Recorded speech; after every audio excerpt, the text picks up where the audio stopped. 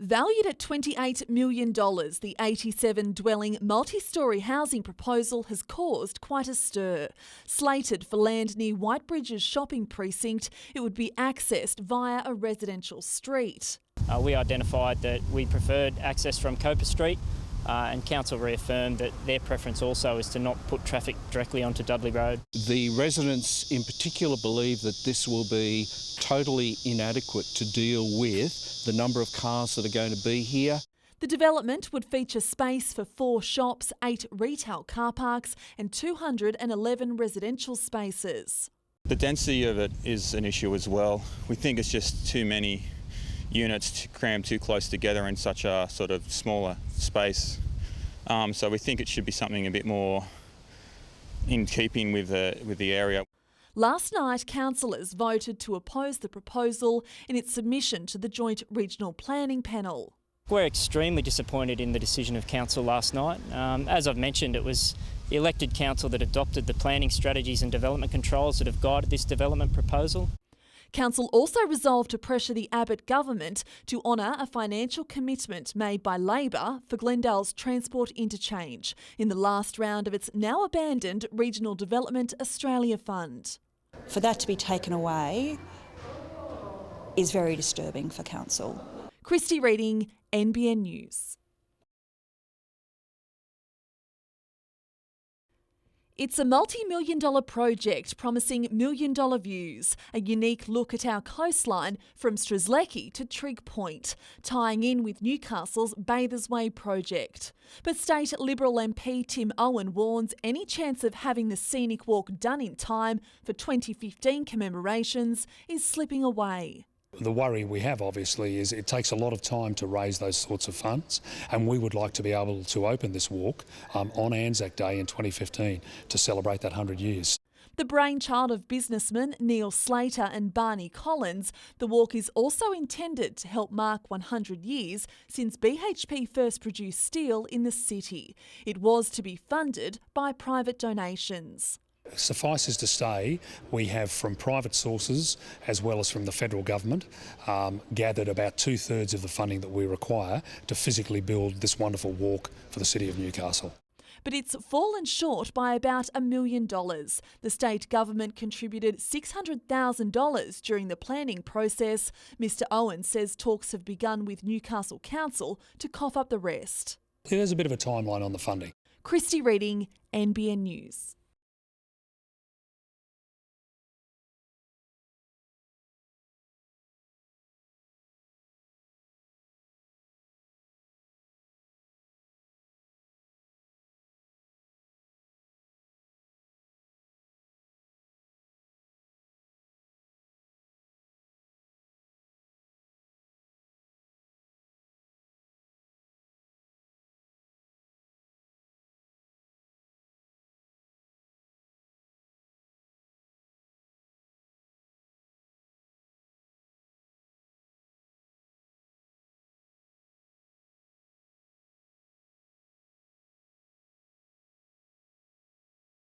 This club has been in existence now since 1965, and to the best of my knowledge, the floors, including the one we're standing on, has not been refurbished in that time. You look at what they do, it's just a fantastic return on investment for money that's put towards this, be it from volunteers or be it from state governments.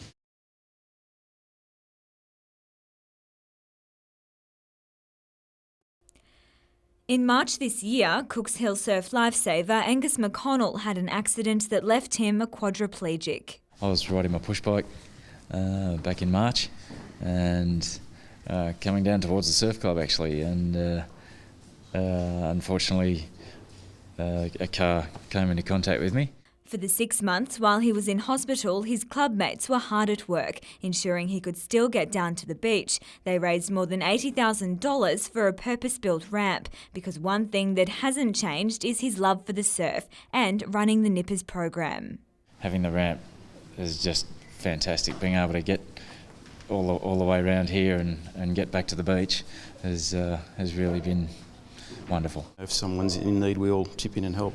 And it's not just for, Angus is an integral part, as I said, but it's for the wider community. The club is also in the process of setting up a program for special needs children that will begin in January, made possible by part of a $30,000 donation from Port Waratah Coal Services. It's opened up a great dialogue between people from Queensland, from Singleton, that are going to come down and actually bring their children down to experience the beach. Vivian von Drainen, NBN News.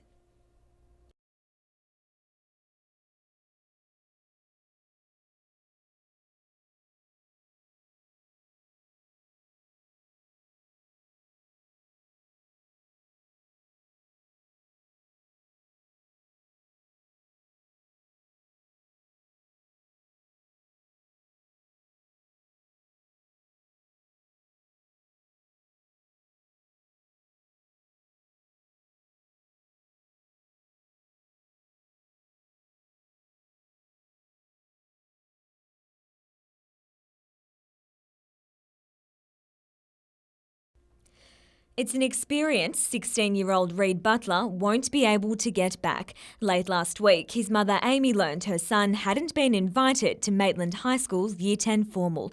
Reed attends the special education unit there. I was gutted. To be standing up straight and out of the chair and all dressed up, it would have been a beautiful, beautiful opportunity, beautiful experience. You're a spunk, are you? Yeah. Reed is intellectually and physically disabled. He's been so unwell this year and he was actually well, and there should have been no reason that he should have missed this. Like, he's a bit of a social butterfly and he loves to chat to people. A post on Facebook about the situation has received 11,000 views, and Amy has since found it's not an isolated case. At least 3 other New South Wales mums have made contact with her, including Julie Webster, whose daughter Josie was in the headlines yesterday, although in her situation the end-of-year event was organised by other parents. In Reed's, it was the school. Today the school blamed the situation on an administrative oversight, saying a letter that was intended to reach Reed's parents was unfortunately never given to them. It's since apologised and changed its processes to ensure it doesn't happen again. And in a heartwarming turn, 30 of Reed's classmates have organised a mini formal for him on Monday night. Amy hopes it's the start of a broader change in the community. We need to ensure that there are measures in place so this doesn't happen, and so that they're not segregated because they're disabled, so that they are a part of the community and are a part of their everyday school lives. Vivian von Drainen, NBN News.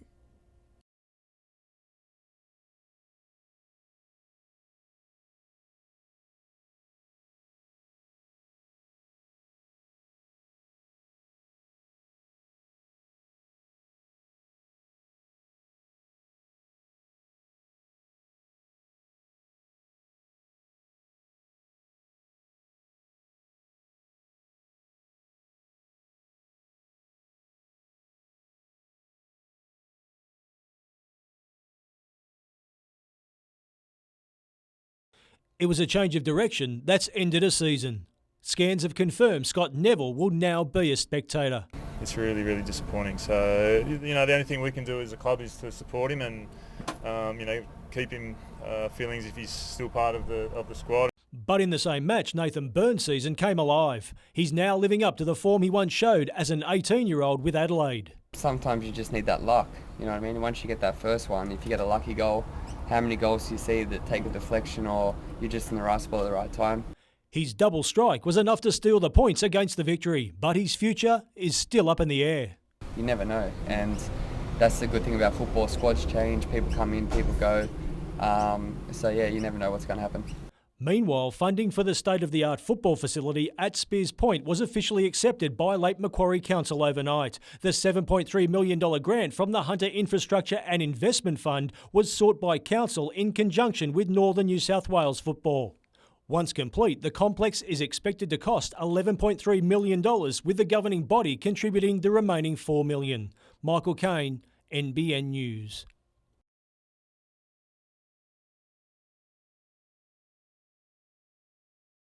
It's an event that's fast growing in stature, a crucial starting point for those facing a busy season ahead. Really, the athletes got a job to do next season or this coming season where they're going to qualify for the Commonwealth Games in Glasgow.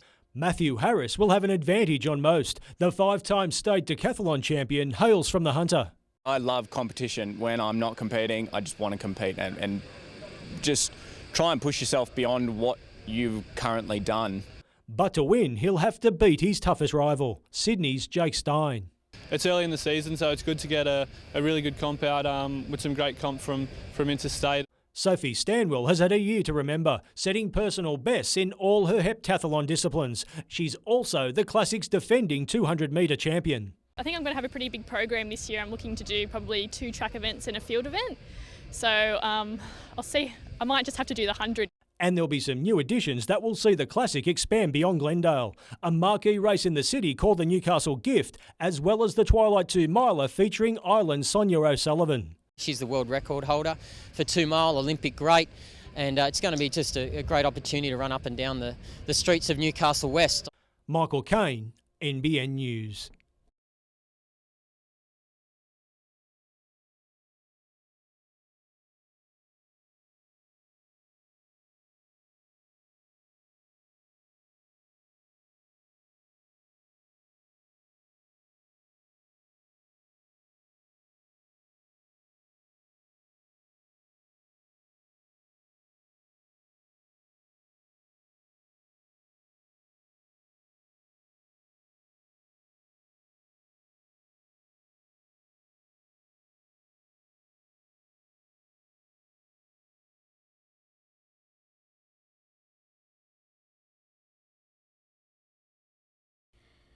Port Stephens Mayor Bruce Mackenzie made national headlines in October when he effectively labelled the devastating bushfires there a disaster waiting to happen.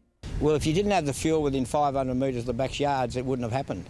You might have had some spot fires with some embers flowing over onto Browns Road, but then they can be controlled. Comments that didn't go down well with the New South Wales Premier and Fire Commissioner at the time. But Council's opinion hasn't changed and a meeting will get underway shortly to address the issue. It wants to see more power placed in the hands of local firefighters. I would hope they would pass a resolution asking for or requesting that the current legislation be revoked or repealed and replaced with legislation that does enable the local brigade captains to take control. While the bush has begun to recover, Council says residents haven't forgotten the October fires.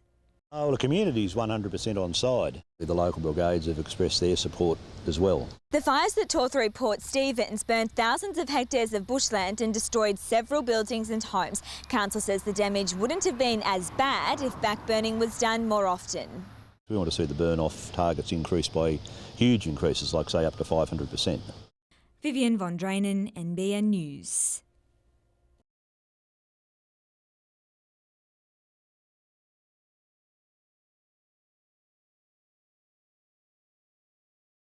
In this case, we've asked them just to indicate whether it fits in with their strategy, and if that comes back positively, the council will then say to the proponents, well, go away and prepare, do all your studies.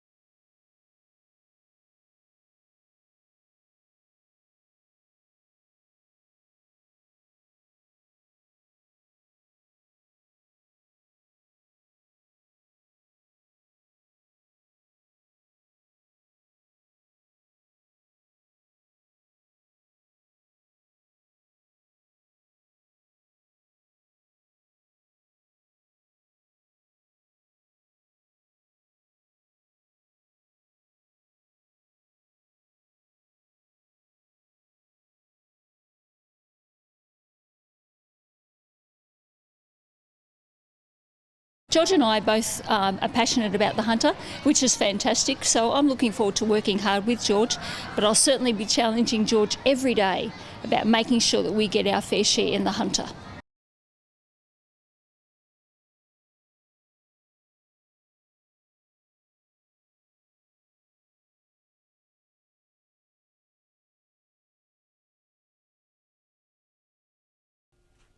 It was precarious work down at the harbour today as stevedores worked to manoeuvre an international shipment of multi-million-dollar boats into the water. There's 10 vessels coming off a ship which has arrived from overseas, America, France, and we're assisting those vessels to the marina here. From here, the boats are carefully lowered into the water to be eventually collected by owners on the east coast. My job at the moment is to check the boat's in good condition when it arrives and get it back safely to the marina, and then a delivery skipper will turn up and take it to Sydney. Those in the niche luxury boat industry say demand remains strong, with imports often proving cheaper than buying local. It's slowly diminishing, but there still seems to be a demand. I think the boats coming in are a little bit different now. They seem to be of higher value, and so maybe there's more people wanting whatever boat they might want rather than just looking for the bargain. Shipments like today's are good news for port workers, with the imports often creating some extra business. There's a lot of business in it for us locally. A lot of them, there might be some sort of damage, there might be some sort of improvements or changes that the new owners want to make. There's the changing it to the Australian systems with gas, electricity. Georgina Smythe, NBN News.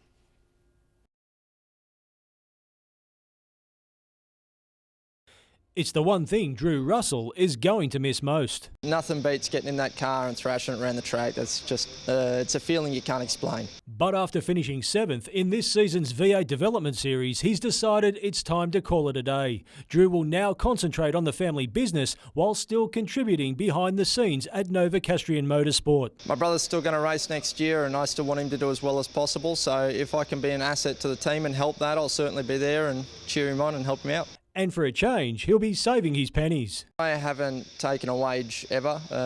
For as long as I've been alive, every cent I've made's gone directly to the racing. So yeah, that'll be a change next year, having a little bit of money. Driving in a team punching above its weight financially was the greatest reward. You look at the budget we spend and what the other guys spend, and to get 2 cars up there in the top 10 in a field that's had 34 cars this year, we're ecstatic. His brother Aaron also had a landmark year, finishing 9th in the series. This year was a big eye-opener for me. I learnt a lot about what it's like to drive a good car and qualifying and trying to get the most out of myself in the car. Michael Kane, NBN News. It's fair to say Apollo Drive has been around the block a few times. He's 11 years old with more than 150 races on his CV, but this Friday's is his biggest yet. He's drawn one, he's off the front, so he's got to be there with some sort of chance. Trained by Cameron Park's Josh Ball, Apollo Drive goes into the Newcastle Cup with a strike rate to back up his claim. 31 races in total. He's won, I think it's about 18 on the Newcastle track. He's been in some hard races where they've run some really fast mile rates, and he's really good from the standing starts. The horse which could stand in the way of Apollo's crowning glory is the favourite Freiburg, whose trainer tasted success with Feels Like Magic in last year's premier race. Kevin Pizzuto, he had the winner last year and he's got Freiburg in this year, and he ran 3rd in the True Memorial last Saturday night, so that's a Group 1 race. Good form for this, he'll probably be hard to beat. The Newcastle Cup has been held since 1954 and it still has a uniqueness about it, which includes a standing start. The horses line up on the track behind strands and they get pinged and away they go, and some of them jump and some of them jump in the air. Meanwhile, sad news in thoroughbred circles, with promising Chris Lee's trained German stayer Salon Soldier dying suddenly due to illness. Salon Soldier won at Randwick on debut in October before claiming the listed Visit Victoria plate on Melbourne Cup Day. Michael Kane, NBN News.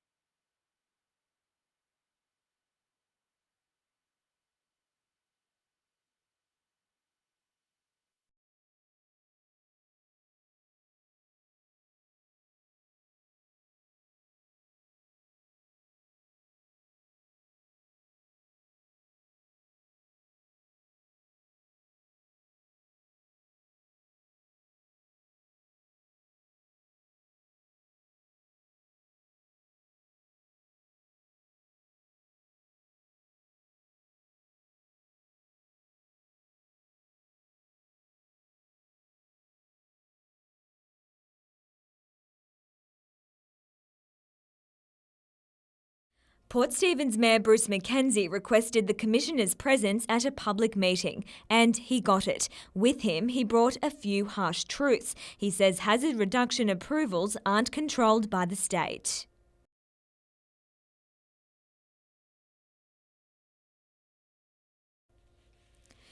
Regardless, the Mayor proceeded to move a motion pushing for changes to hazard reduction laws at the end of the meeting, only to be interrupted on several points by the Commissioner.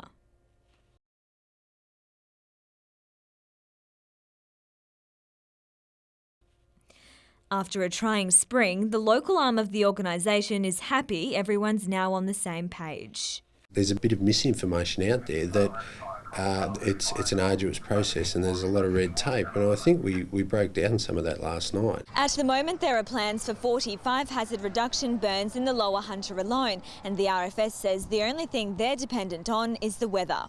The RFS says it also relies on the community to do its part. If they see hazard out there and they think it needs treatment, let us know. Any way you can, whether it's email, phone call, slip a note under the door, we'll have someone go out there and look at it.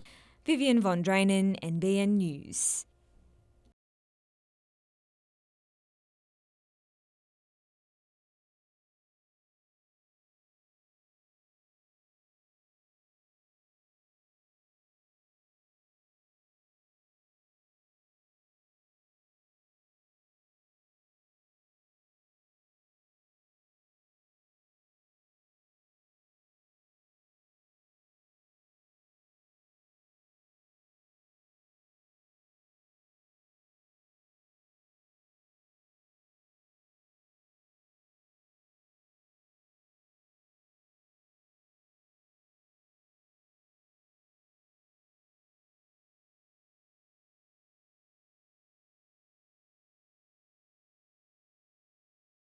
%85% of our business is in the mining community, and what this does is allow us to develop a different product into the mines, and it also allows us to actually develop more products and get more business.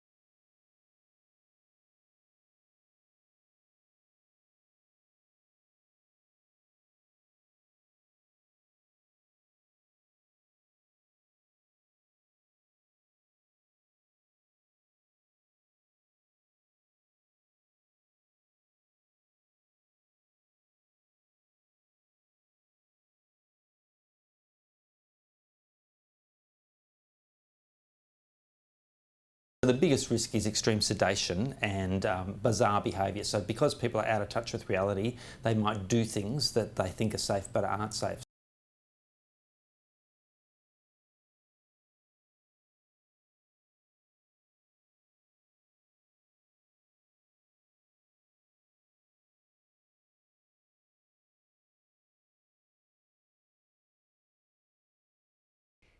The Starlight Room was transformed into a child's wonderland, with some special visitors popping in to spread Christmas cheer. A cuddle with Lucy the baby wombat from Hunter Valley Zoo proved hard to resist. Some braved Boris the gator. While for the more daring, there was a slippery surprise, a much-needed pick-me-up for 15-year-old Richard Ceasmeyer. Has today brightened up your time in hospital? Definitely. Some of my patients, for example, have been here for many, many weeks, and some of them, 2 or 3 months. And so, any distraction for them and anything it's a happy thing rather than a more difficult thing means that's good for them to have a smile on their face. Not all were the friendliest-looking visitors, but they tried.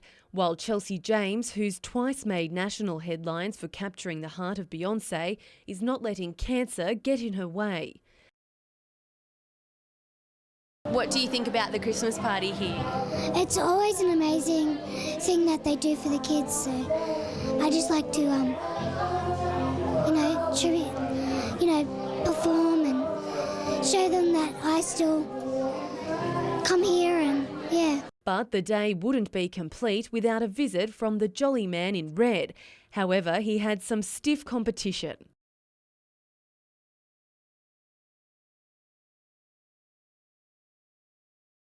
Emma Murphy, NBN News.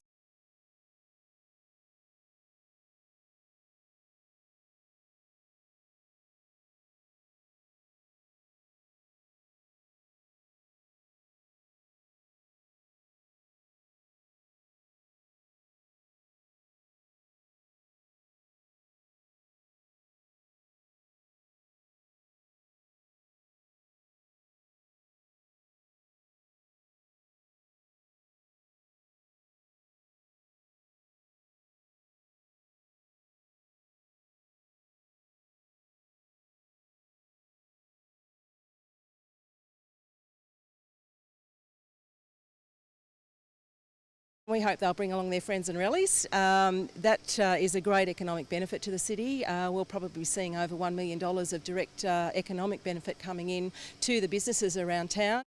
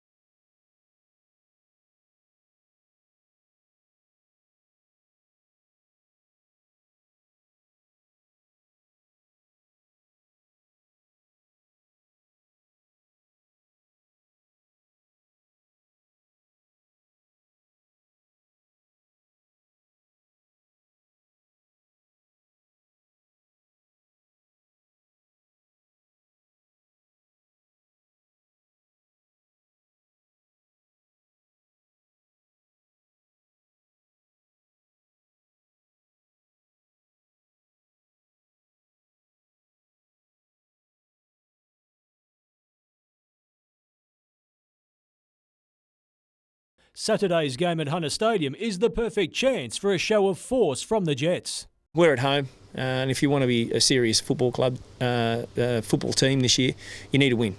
Victory over the Wanderers will see them soar into second spot on the ladder. The coach believes keeping his players on high alert is the key. It won't be over till the lights are off and they're in the bus, and you have to make sure that you're on your game all the time. The season-ending injury to Scott Neville will most likely see Jacob Pepper slot into the right-back position, but it's the front third creating the most interest. Marquee man Emile Heskey played off the bench against the Victory, and it sounds like nothing will change. At the moment it's working, isn't it? I mean, from the perspective of the team, and the team is paramount and winning is paramount, and when people are doing well, they need to be rewarded.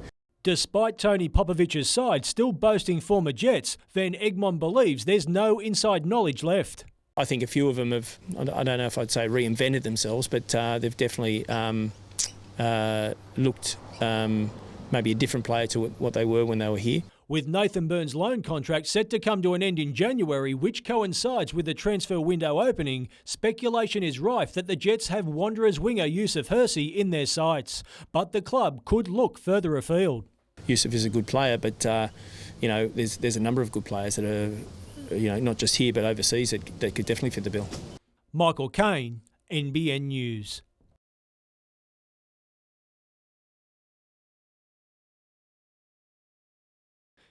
It's a career that's starting to take flight.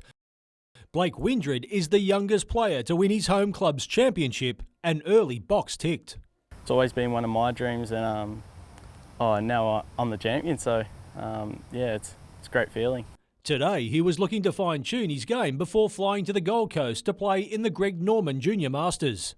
I'm just looking to improve a little bit more around the 100 metres into the green, so a lot of practice going into that. Under the watchful eye of coach Ryan Smith, right now the golfing prodigy is just taking it all in. All right, Blake, so we're going to keep working on impact and trying to lower that ball flight a little for you. Good swing, much better. Obviously just trying to guide him down the right path. Work on the basics like any golfer does and really keep him on track in that regard, and the rest will work itself out. The short-term plan to stay amateur.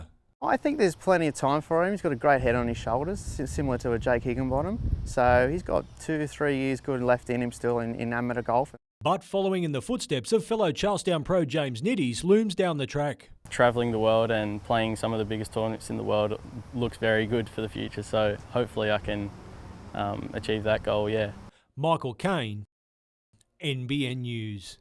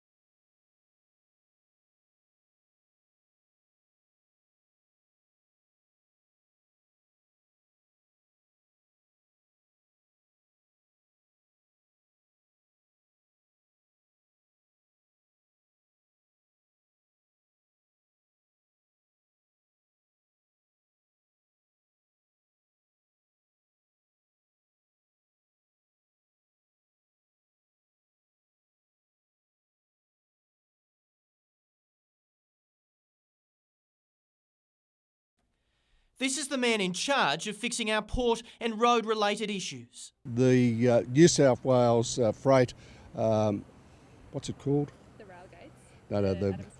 No, the strategy. Thank you. The New South Wales port and freight 20-year strategy. That long-awaited 20-year strategy was released last week after 12 months of work, and it told us what we already know: a western bypass would help. It was to offer a solution for the amount of freight trains causing traffic problems at the Adamstown railgates and others around town. I'm not surprised, and the community is sadly not surprised, yet disappointed that Newcastle doesn't make greater mention in this new report. If it was easy, it would have been fixed before. It's not an easy situation. It is an expensive situation. It's let the people of Newcastle down. You know, the gridlock's getting worse. And those wanting a bypass or an overpass at the busy Clyde Street at Islington also feel like their chance has passed by. They need to know how over it we really are here. The report says the amount of freight trains will double within 20 years. It also says money is an issue for any solution, even though our port could sell for up to $1 billion. We're going to keep trying to come up with a solution for this. Nat Wallace, NBN News.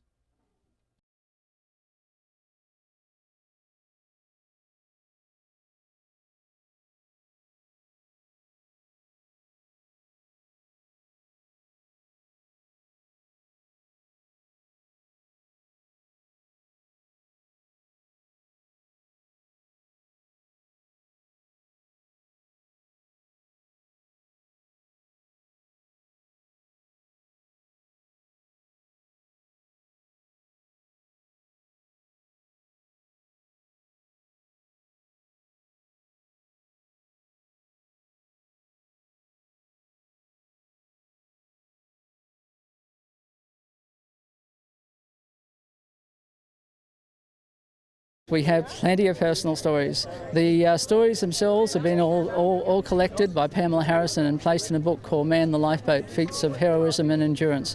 And basically that title says it all.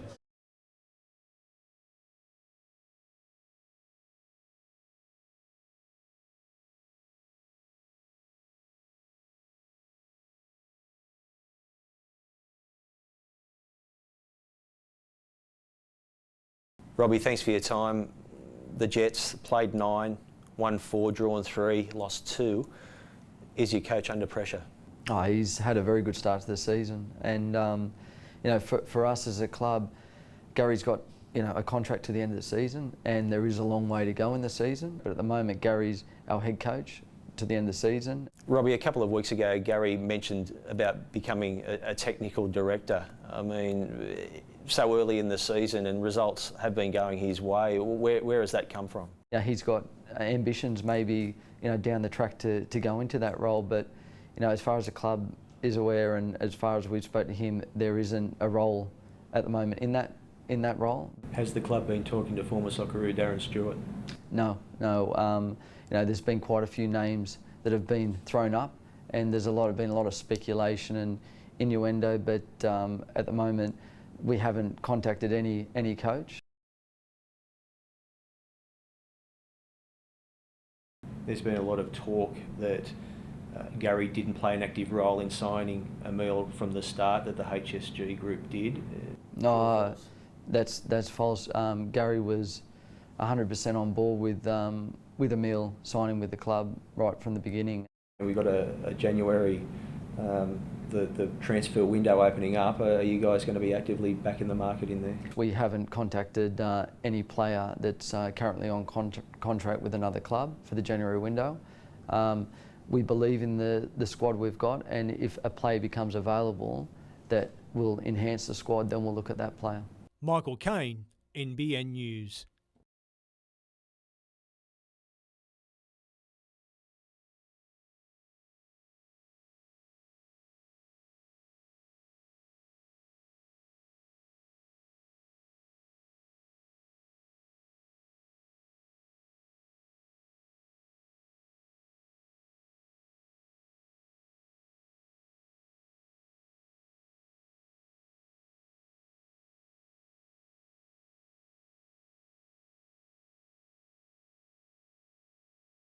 Hatching before your very eyes, today these tiny leopard tortoises became the latest additions to Hunter Valley Zoo.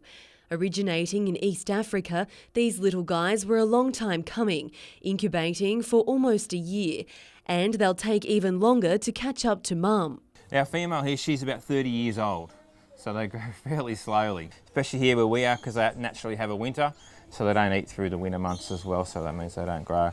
The common marmoset family has also welcomed 2 bundles of joy, and despite being fiercely protective, its members are happy to spend their time monkeying around. The zoo's working to protect several endangered species, including the maned wolf. Native to South America, it's facing extinction. There are just 1,500 left in the wild. Hunter Valley Zoo is just one of 2 zoos in Australia to house the endangered species. Its keepers are hoping to boost the population through a breeding program. By midwinter we'll have some pups on the ground. They can have anywhere between 2 and 6 pups, so yeah, definitely our game plan next year is to breed them. And if today's crowds are anything to go by, there's sure to be a star attraction. What do you think of the wolf? Well, because of its long legs, we thought it looked like a hyena. But it's really cute and we'd hug it. Emma Murphy, NBN News.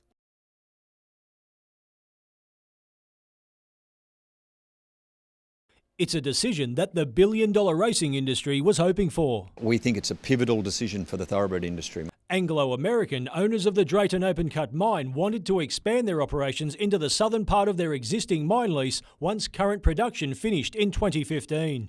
But the Planning Assessment Commission ruled that 2 of the country's biggest horse studs, Coolmore and Darley, should be protected, and the mine plan proposed for the site shouldn't be approved. It's been in the Hunter Valley for 150 years. It's a sustainable industry. It employs thousands of people, supports hundreds of businesses, small and large.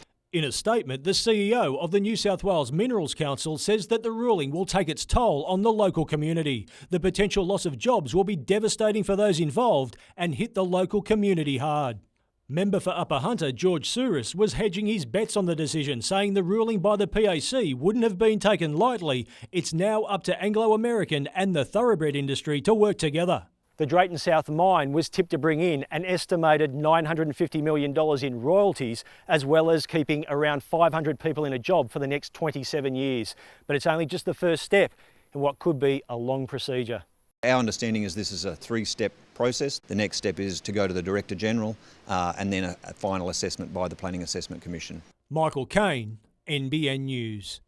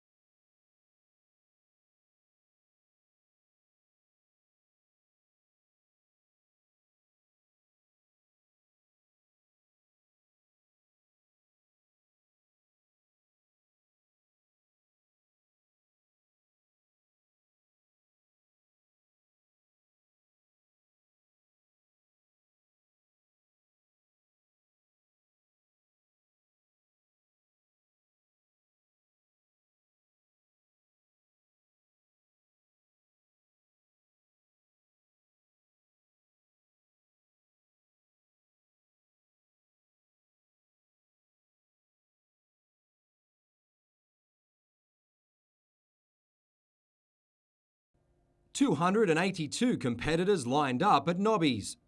For a less than leisurely swim to Newcastle, the elite group hit the water first, closely followed by the rest of the field. Heading into a strong breeze, a pack of 5 established a healthy lead by the time they hit Newcastle Baths. Approaching the sand, butterfly specialist Dean McKay emerged first, winning in a time of just over 27 minutes.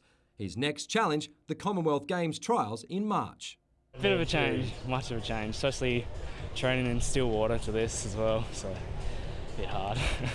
Merryweather's Eliza Smith won the women's crown. Having moved to the Gold Coast to concentrate on pool swimming, she's now set her sights on the Iron Woman. I'm doing the SIQS series this year and hoping to even crack a spot on the Nutri-Grain for next year. Mitchell Hughes, NBN News.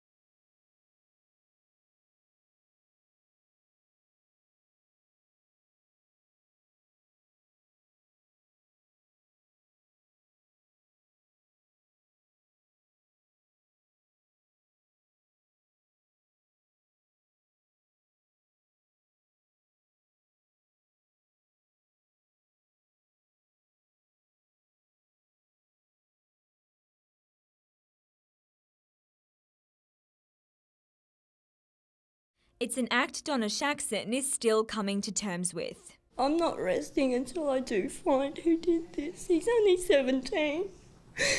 On Wednesday night, her son Eric Fisher was the victim of a hit and run. He was crossing Main Road at Toukley with a friend just before 9:30 when he was struck by a car, which then sped off. And there was just police and ambulance everywhere. I was just, and I collapsed beside him. I just didn't know what was going on.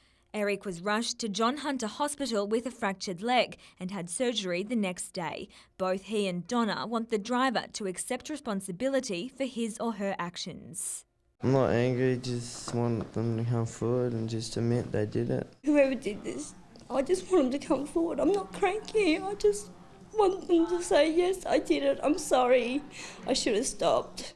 The police are still investigating the incident and are appealing for anyone with information to come forward. The car has been described as a dark-coloured Holden Commodore with green P-plates. Vivian von Drainen, NBN News.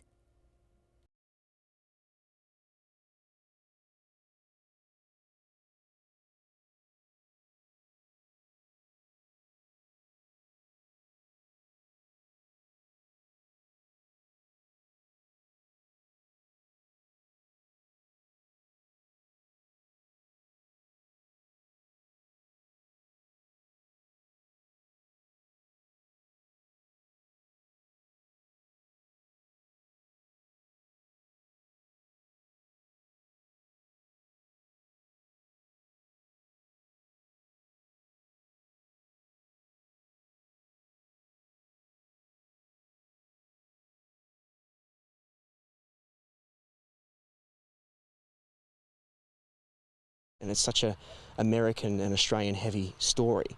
It's a really, really viable avenue for a co-production. So as my career took me towards Los Angeles, it's started to make sense that we had a bit of a crack at this at the same time.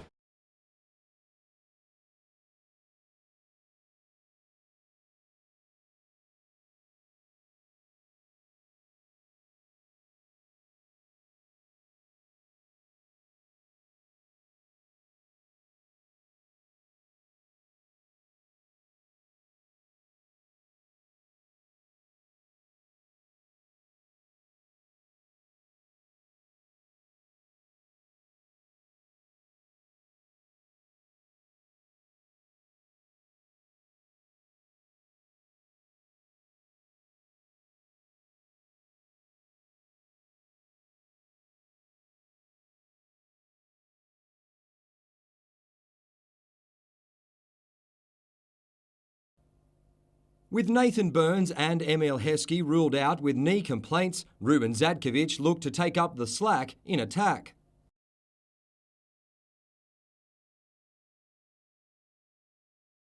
Gary Van Egmond showcased his moves from the sideline. James Brown had a few tricks in his brand new bag. Keeper Mark Birighitti earned a yellow card for handling the ball outside the box. His opposite number shut down Newcastle's leading scorer. Winless in their last 3 games, a familiar face put the Wanderers in front. Shortly before the break, he almost made it 2.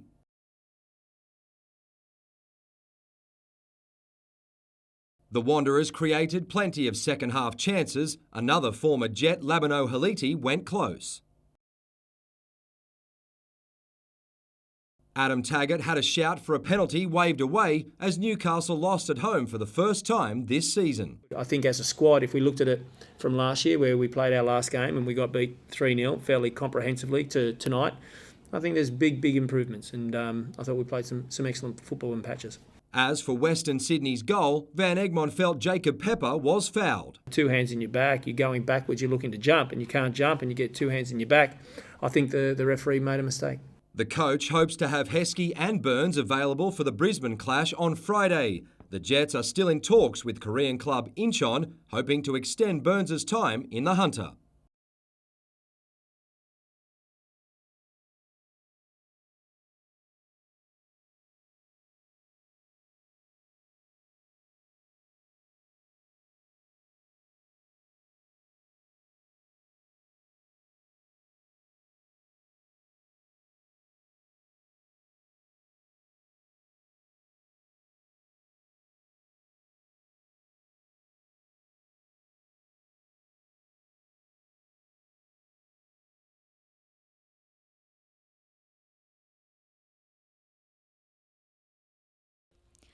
According to the federal and state governments, it's been a debacle from the beginning. In 2009, the New South Wales Labor government replaced the old Toole Street Bridge with another 2-lane bridge. At the time, it would have only cost $15 million extra to have built the 4-lane bridge. Then, during this year's election, federal Labor pledged $52 million to duplicate the bridge. Today, more than 3 months after winning office, the Abbott government came to the party. A lot of people were angry that Labor waited until the election campaign had begun to actually talk about their funding commitments when they had 6 years to deliver the money. We've been there 100 days, we're delivering the dollars. They'll be matched by the state. Port Stephens electorate and the Newcastle electorate, it's a huge traffic bottleneck, particularly at high congestion times in the morning and the afternoon. But the opposition claims the O'Farrell government should have pushed harder for the federal funding. Frankly, I think what you're seeing is a government that was underprepared, underdone and unable to get on with the job. Vivian von Drainen, NBN News. The state opposition says it's got its hands on some figures that point to a future hospital emergency. The documentation clearly shows that there is millions of dollars being taken out of hospitals. In the Hunter, Labor claims the health budget will be cut by $17.2 million this financial year, $26.2 million in the following 12 months and $34.7 the year after, the most out of any region. In total, over the next 3 years, it will be approximately $75 million. But the minister says no cuts have been foreshadowed. Fiction. There are no cuts. In fact, it's been record funding across the state for hospitals. That's all smoke and mirrors, according to the opposition. It's accusing the government of saving money by freezing the budget for new staff. Frontline nursing and other allied health professionals are going to be affected. And it says the closure of John Hunter Hospital's eye surgery clinic, which has seen patients forced to drive to Sydney, is just one of the measures that'll hurt staff and patients. You've got Hunter Liberal MPs who aren't standing up and therefore people are missing out. Nat Wallace, NBN News.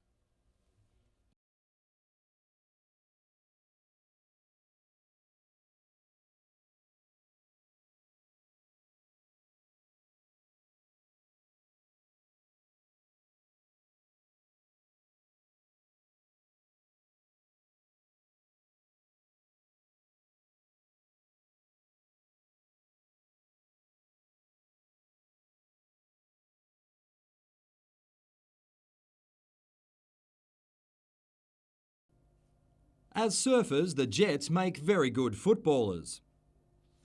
This morning, the squad was given a special treat, a surfing lesson at Nobby's that provided plenty of entertainment. The coach and the skipper almost came to blows, but as usual, a certain fan favourite was labelled the team's worst.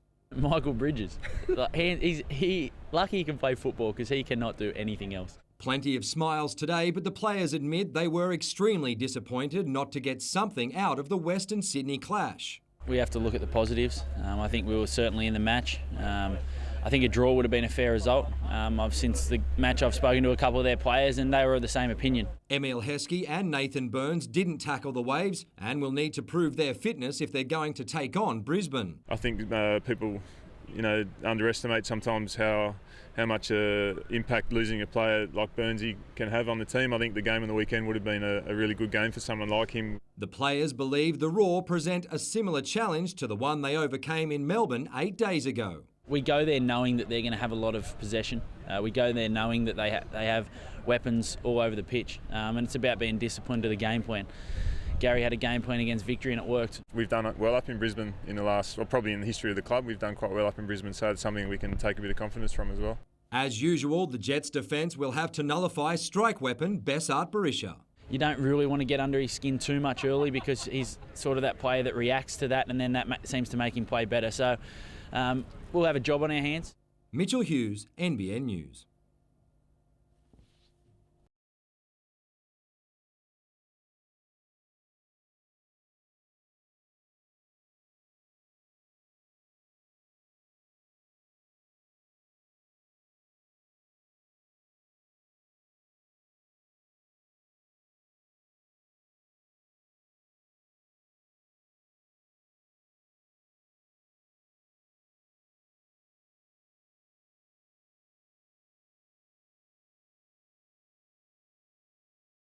For the Islamic Centre of Newcastle, a $150,000 grant from the federal government's Building Multicultural Communities program was going to go a long way.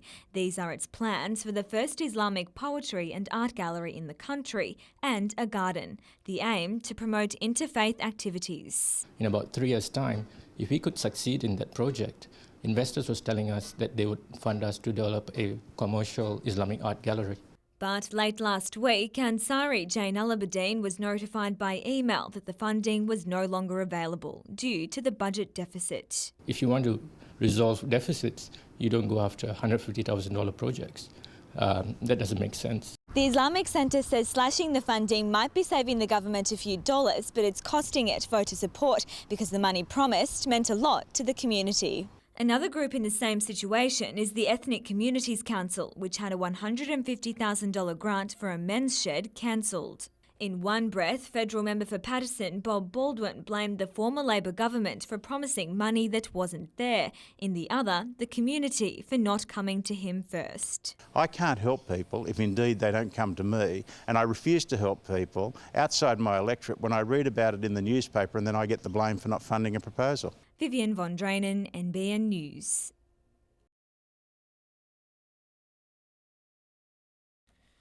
The Premier's only stop, a one-stop shop for dealing with estate government bodies. This is Newcastle's first and one of 18 Service New South Wales centres, many replacing old RTAs, and there'll soon be more around the region, not surprising given how busy this one is. We've been waiting for this report. HB 101. We've been waiting for this report and we will act. R 120. But what Barry O'Farrell did make clear is the Hunter will have to get in line when it comes to infrastructure needs. We're a government that governs for the whole of the state. After guaranteeing 30% of the sale of our power assets will remain here, he won't be answering calls to keep more money from the sale of Newcastle Port in the region. It's not as if Newcastle people don't leave Newcastle. It's not as if Newcastle people, for instance, don't get on the F3 or the M1 as it's now called. So they'll be going there to look at an art gallery perhaps in Sydney rather than... Well, there's a perfectly good art gallery here. There's a fantastic one in Maitland. How do you think mums and dads at home are going to react hearing your comments that you feel it is fair that 65% of the $1 billion sale of that port will leave this area? I think families across Newcastle, across the Hunter, understand the difficulties that government have. Money doesn't grow on trees. The Mint in Macquarie Street closed more than a century ago. But the dollars we will get could be arriving very soon.